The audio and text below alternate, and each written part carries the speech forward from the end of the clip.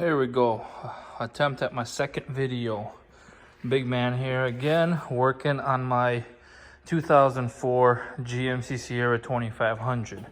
Now, obviously, as you know, Chevys have a very common tendency to rust on the rockers. Ideal way to fix this is cutting them out and welding the metal ones in. Now, obviously, I don't know how to weld, and I'm sure a lot of normal people don't have a welder just laying around ready to weld.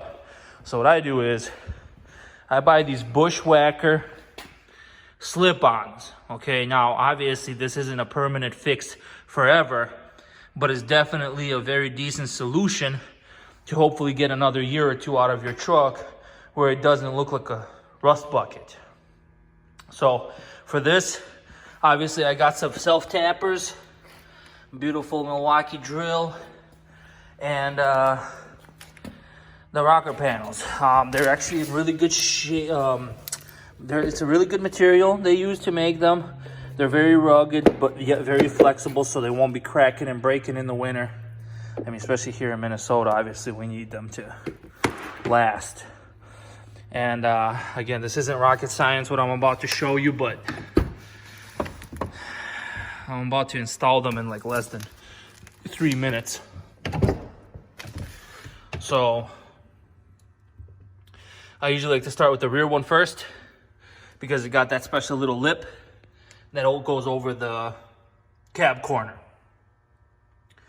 So let's start with the rear one.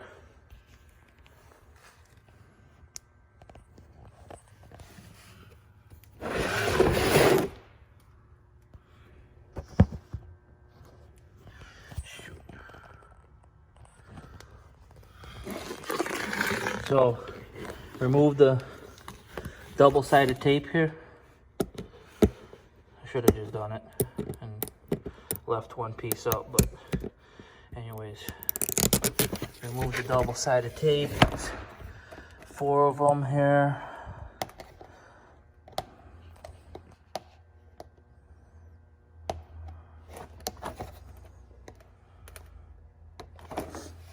Okay, so then once all the tape is removed, what you do here is get to the back and do a little fitment here, because obviously they're just molded generally for any Chevy or GMC.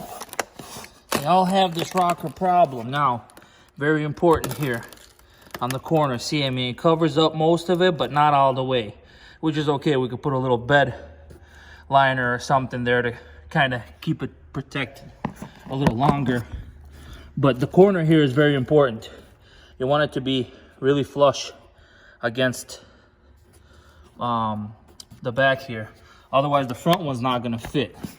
So once you kind of fit this one in, do the same thing with the front one.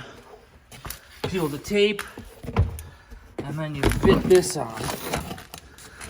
Again, the video quality is not the best. I'm obviously recording while I do it, but you can tell right here, this seam is nice.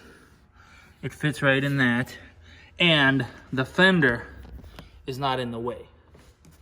So the reason for my self-tappers is I don't really trust double-sided tape.